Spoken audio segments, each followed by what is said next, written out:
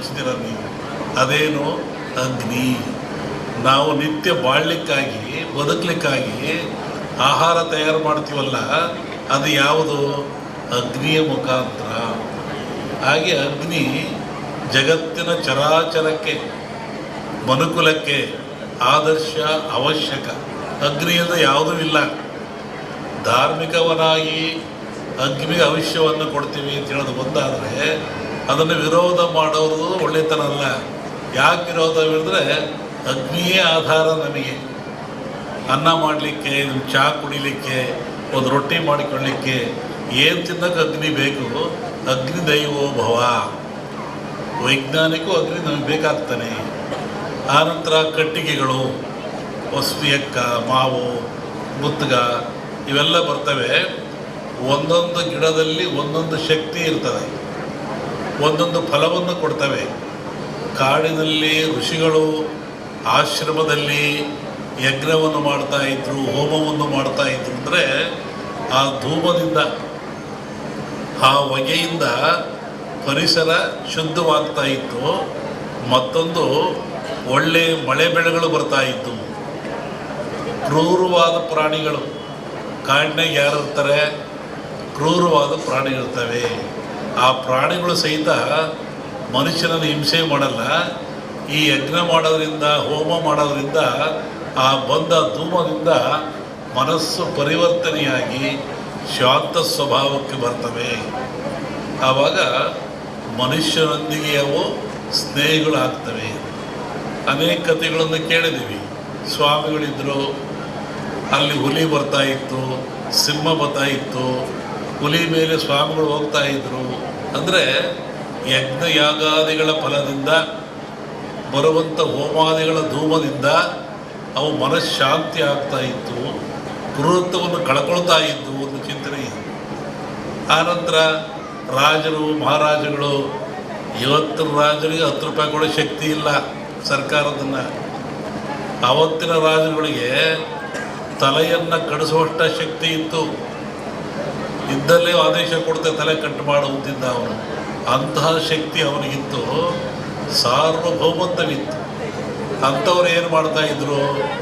ನಾರ್ಮುಡಿಯಲ್ಲಿ, ಬರಿಗಾಲಿನಲ್ಲಿ ಕಾಡಿಗೆ ಹೋಗಿ, ಆಶ್ರಮಕ್ಕೆ ಹೋಗಿ, ಋಷಿಗಳ ಮುನಿಗಳಿಗೆ ಶಿರವಾಗಿ ಆ ಅಗ್ನಿ ಹೋಮದಲ್ಲಿ ಪಾಲ್ಗೊಂಡು ಸುಭಿಕ್ಷೆಯನ್ನು ಬೇಡ್ತಾ ಇದ್ದರು, ನಾಡಿನ ಸುಖವನ್ನು ಬೇಡ್ತಾ ಇದ್ದರು, ಆಶೀರ್ವಾದ ತಗೊಂಡು ಬರ್ತಾಯಿದ್ರು. ಅಂದರೆ ಈ ಹೋಮಗಳು ಆಧ್ಯಾತ್ಮಿಕವಾಗಿ ಹೌದು, ನಾಡಿಗೆ ಮಳೆ ಬೆಳೆ ರೋಗಗಳನ್ನು ದೂರ ಮಾಡುವಂಥ, ಆಯುಷ್ಯವನ್ನು ಕೊಡುವಂಥ ಶಕ್ತಿ ಹೌದು. ಇಲ್ಲಿ ವಿಶೇಷವಾಗಿ ಆಜ್ಯ ಅಂತ ಬರ್ತದೆ. ಆಜ್ಯ ಅದು ತುಪ್ಪ ಅಂತೇಳಿ ನಾನು ಬೆಳಿಗ್ಗೆ ಆಗಲೇ ಹೇಳ್ತಾ ಇದ್ದೆ. ನಮ್ಮ ಹತ್ರ ಬಂದಾಗ ಯಾವುದನ್ನು ಆಜ್ಯ ಅಂತ ಕರಿತೀವಿ? ಆಜ್ಯದ ಮಹತ್ವವೇನು? ಹಾಲು ಕರಿತೀರ ನೀವು, ಹಾಲನ್ನು ಕರಿತೀರ, ಅದರ ಆಯುಷ್ಯ ಎಷ್ಟು? ಹಾಲಿನ ಆಯುಷ್ಯ, ಹಾಲು ಕರೆದ ಹಾಲಿಗೆ ಆಯುಷ್ಯ ಎಷ್ಟು? 12 ಗಂಟೆ. ಹಾಲು ಕರೆದ 12 ಗಂಟೆ ಮೇಲೆ ಅದು ಕೆಟ್ಟು ಹೋಗ್ತದೆ, ಅದು ಹಾಳಾಗಿ ಹೋಗ್ತದೆ, ಉಪಯೋಗ ಬರೋದಿಲ್ಲ. ಮನುಷ್ಯ ಭಾಳ ಬುದ್ಧಿವಂತ. ಈ ಹಾಲನ್ನು ಕೆಡದಂಗೆ ಇಟ್ಕೊಂಡು ನಾನು ಉಪಯೋಗ ಮಾಡಬೇಕು ಅಂತಾನೆ. ಅವನೇನು ಮಾಡ್ತಾನೆ, ನೀವೇನು ಮಾಡ್ತೀರಿ? ಬೆಂಕಿ ಹಾಕ್ತೀರಾ, ಅಂದರೆ ಹಾಲನ್ನು ಕಾಸ್ತೀರಾ. ಹಾಲನ್ನು ಕಾಸ್ತೀರಾ, ಕೆಂಪು ಕಾದ ಮೇಲೆ ಆರಿಸಿ ಅದಕ್ಕೆ ಹೆಪ್ಪಾಕ್ತೀರಾ.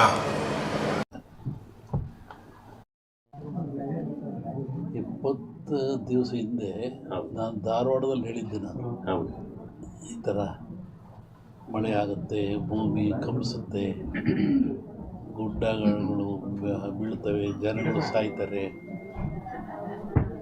ರೋಗ ರುಜಿನಗಳು ಹೆಚ್ಚಾಗ್ತವೆ. ಇದು ಇಂಡಿಯಾಕ್ಕಲ್ಲ, ಜಾಗತಿಕ ಮಟ್ಟದಲ್ಲಿ ಕೆಲವು ರಾಜ್ಯಗಳು ಮುಳುಗ್ತವೆ ಅಂತ ಹೇಳಿದ್ದಾನೆ. ಈಗ ಅದರ ಪ್ರಕಾರವಾಗಿ ನನ್ನ ಲೆಕ್ಕ ಇನ್ನೂ ಅಮಾವಾಸ್ಯೆವರೆಗೆ ಇರ್ತದೆ. ಅಮಾವಾಸ್ಯೆ ನಂತರ ಮತ್ತು ಬೇರೆ ಭಾಗದಲ್ಲಿ ಹೋಗ್ತದೆ ಅದು. ಒಟ್ಟಿಗೆ ಇದು ಕ್ರೋಧಿನಾಮ ಸಂವತ್ಸರ.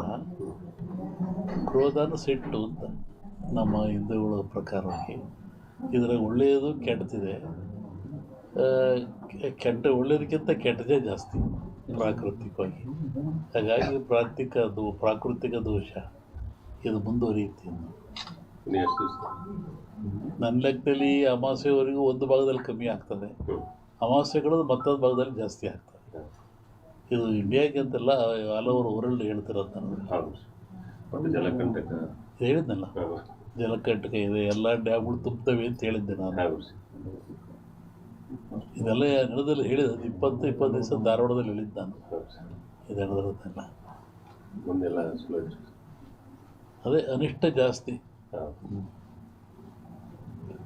ಆಮೇಲೆ ಕರ್ನಾಟಕ ಪೊಲಿಟಿಕ್ಸು. ಒಬ್ಬ ಸನ್ಯಾಸಿ ತಪಸ್ಸಿ ಕೂತಿದ್ದಂತೆ.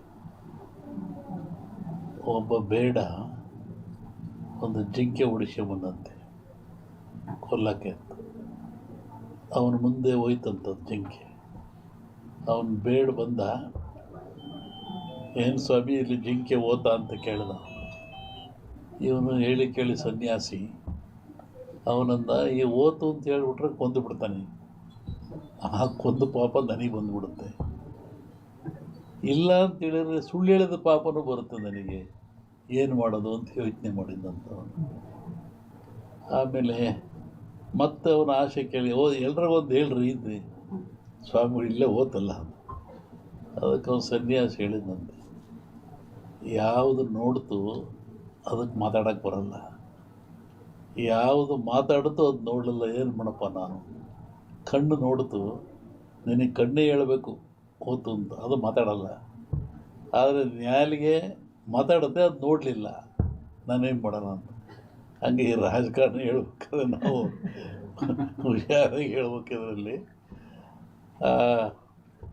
ಇನ್ನೂ ಒಂದು ಹೇಳಿದ್ದು ನಾನು 20 ಹಿಂದೆ, ಮಹಾಭಾರತದ ಸನ್ನಿವೇಶ ತಗೊಂಡು ವೀರನಾಗಿರ್ತಕ್ಕಂಥ ಅಭಿಮನ್ಯುವನ್ನು ಕಾರಣ ಎಲ್ಲ ಸೇರಿ ಆ ಬಿಲ್ಲಿನ ದಾನವನ್ನು ಕಟ್ಟು ಮಾಡಿ ಅವನು ಮೋಸದಲ್ಲಿ ಕೊಲ್ತಾರೆ ಅಂತ.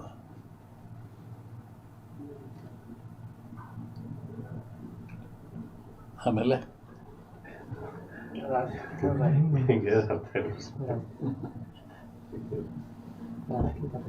ಸಂಸತ್ನಲ್ಲಿ ಅದನ್ನ ಅಂದಾರ, ರಾಹುಲ್ ಗಾಂಧಿ ಅದನ್ನ ಅಂದಾರ ಸಂಸತ್ನಲ್ಲಿ. ರಾಷ್ಟ್ರ ರಾಜಕಾರಣದ ಬಗ್ಗೆ ಹೇಳೋದಾದ್ರೆ ಅಲ್ಲೂ ಮಹಾಭಾರತದಲ್ಲಿ ಕೃಷ್ಣ ಇದ್ದ ಅಂತ ಭೀಮಿಗೆ ಗೆದ್ದ, ದುರ್ಯೋಧನ ಸೋತ. ಇಲ್ಲಿ ಕೃಷ್ಣ